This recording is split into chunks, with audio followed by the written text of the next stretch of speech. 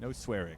Oh, it's recorded. You can never mind. All right, guys, we're backstage here at the Austin City Limits Music Festival, and we're now joined by the Revivalists. Now, you guys swung by last week, and it was just chaos. Yeah, you back here. You guys did not have it together. We didn't. I mean, it was. So here's the thing. We got this whole thing. We got video. We've got audio.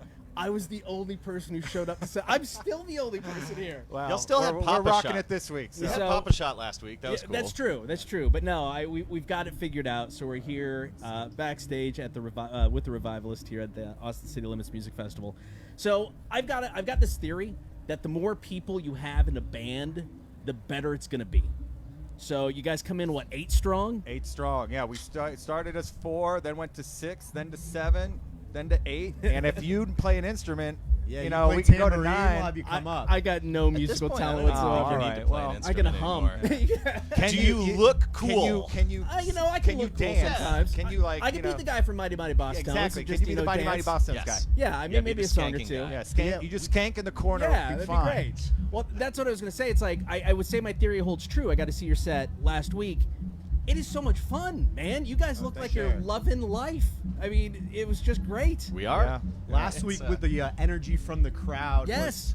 I don't want to say unexpected, but it definitely caught us off guard a little bit, and it made for a great show on our perspective because have the crowd nice and up front and engaged like that. It was amazing. ACL's also got such great energy. It's one of those top festivals where it's like a moving camp where you see all your friends and you get pumped up and the vibe's just great. So there's always good shows going on here just because of that very reason. The vibe is on here. I mean, people they're pumped about this festival for months before the lineup gets announced. You don't have to announce the lineup. It's probably going to sell out. I've heard stories of people coming prior, like the week before, and they'll bury booze. Oh yeah, and then they'll claim their spot when they get here and they dig up their booze. I'm like, that's genius level. It's so genius. People doing that at Voodoo Fest in New Orleans. That is genius level planning. There's treasure maps out there, right? Booze. So I guess if you get here early, you start digging around. Who knows what to find? Like pints of Tito's. There's some cross promotion there somewhere. ACL and Tito's get together. Tito's hands out maps. There's Tito's buried somewhere on the ground. Actually, that's a liability. Yeah, a bunch of teenagers will find it. Should probably not talk about that. Yeah. All right, so talking about the fun show. I mean, what's the process then when you're working on a show? I mean, how do you keep it interesting for yourself, not just the audience? We switch it up as much as we can, and it's really like there's not sometimes you think it's going to be one type of show, you think it's going to be another one. You never really know what it's going to be until you get in there and you feel the energy of the crowd, especially at a festival like this where a lot of people are moving around. So it's hard to tell what's about to happen. Yeah, it's like last week when I went, it's like I got there and I'm like, okay, there's a decent amount of people here. And then I was there 10, 15 minutes early. And by the time he took the stage, I turned around and I'm like, I'm here for the duration. There's no way to move. I mean, yeah, the energy last week was really, really cool. And festivals are interesting because they present a bit of a different challenge to us, where we having kind of come up and cut our teeth in New Orleans. It's a very loose, 9 p.m. means 11:30 kind of city, and shows go on forever, and everybody's kind of coming on and off stage, and like your friend will knock on the side door and bust in with a trombone or something. and so it's a bit of a different challenge always at festivals because it's like, we're done at 7:10 p.m. and if we're playing at 7:11, somebody's going to pull the big red switch and just flip it down and like zoom. So we have to make sure that we're locked in on that, but we still have to leave room for us to be loose and explore and have space for like spontaneity and creativity within the moment. We're lucky coming off an entire summer of touring our new record, so the songs are really at a point where we're incredibly comfortable for it and excited to bring it out on the big stages for the big crowds. And that like apprehension you first kind of have when you're like putting all the kinks out, like those are totally gone. Like we're a well-oiled machine. Yeah, I know how to play almost all of the songs on the new album. You think at least the ones we play. You think it's going to be an easy situation when you're like, oh man, we crushed in the studio, we got this, no problem. And then you get it live and you're trying to get it translated, and it's like it's a kind of like a process to kind of try and translate it. And people have like 8 electric tracks or whatever. Right. You got to pick your favorite one to do for the song live, and Yeah. just like that process, and we finally got that all locked in. So Yeah, I'm we're the doing only good. saxophonist in this band. We record layers of like 5 or 6 things I have to figure. Our keyboard Yeah. player He's- just he's- needs yeah. to like Play with his crossbreed knees. with an octopus in order to And it's have the enough same thing hands with to cover his whole steel. It's like space. there'll be layers where I'll be like, Right. all right, I got to choose my favorite layer or try and blend it. And Right. you know, it's just, that's a process, but it's fun. Yeah. You know, trying to George, figure does it that out. happen with bass a lot, or do you pretty much just get to No, do one it? Yeah. take going, and One then note. sit around for the next 3 weeks. Guys, hurry up, will ya? We get to hang out in Hurry up the, and the wait. lounge.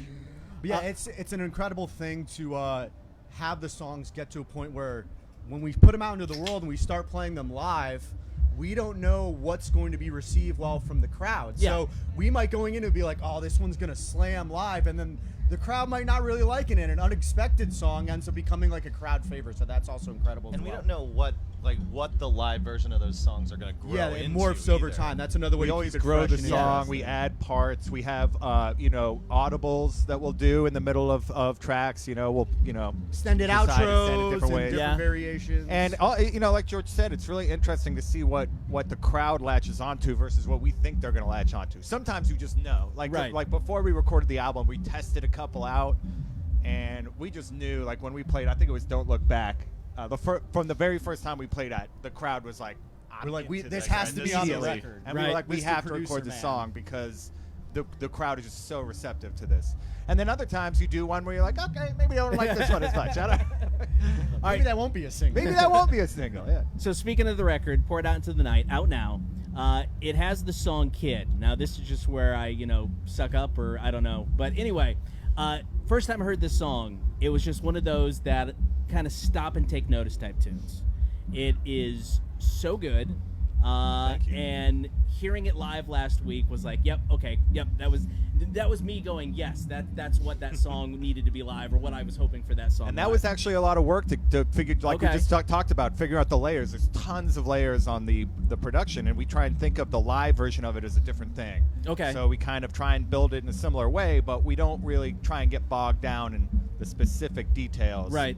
As long as the impact is still there, Now, when you write a song, is there, when you're done with it, do you think, okay, it kind of brought it up, this is a hit? With Kid, to me, first time I heard it, I'm like, this is a hit. Did you know you had something with that song?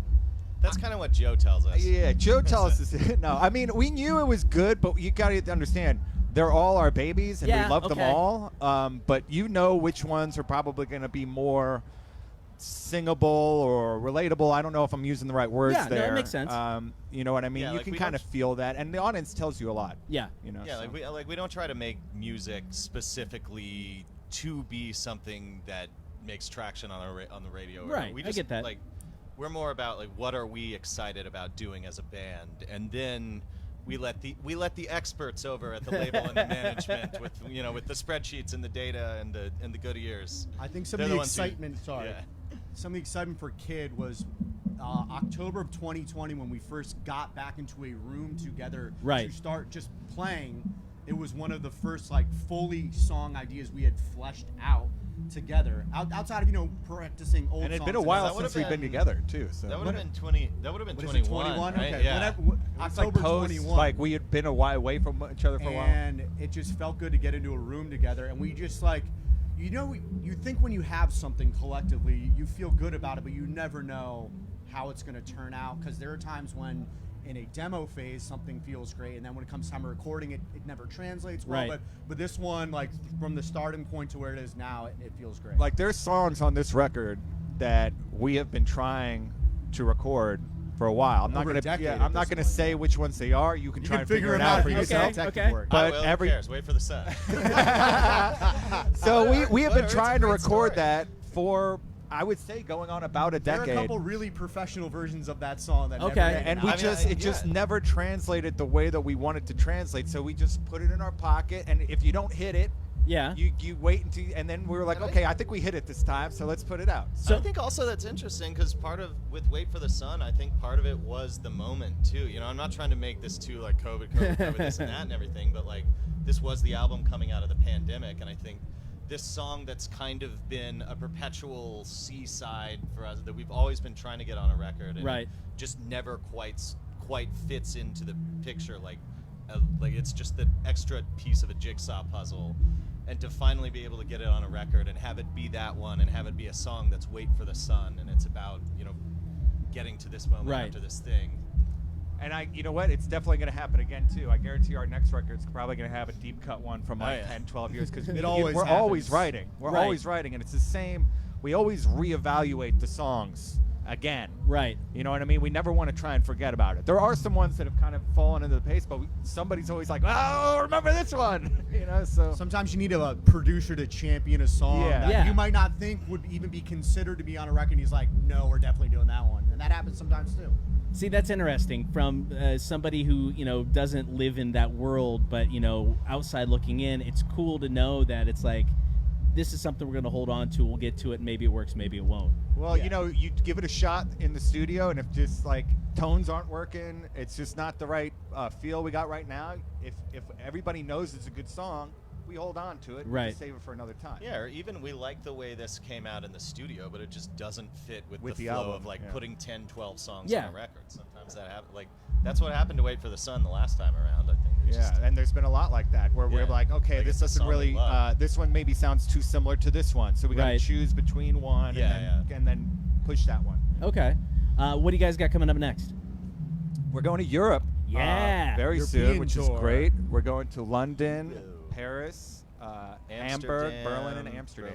Okay. Yeah. And London. Yeah, Joey G. We had some London, good times in Paris, Amsterdam. Get in here, Joe. Tell a joke. Come on, Joe. Tell a joke for us, buddy. Ladies and gentlemen, Please get on camera. Get away. our wonderful radio friend Joe Greenwald. He, London's sold out, so Oh, nice. It's looking like it's going to be some good shows. Oh, that's awesome. Taking it across the pond.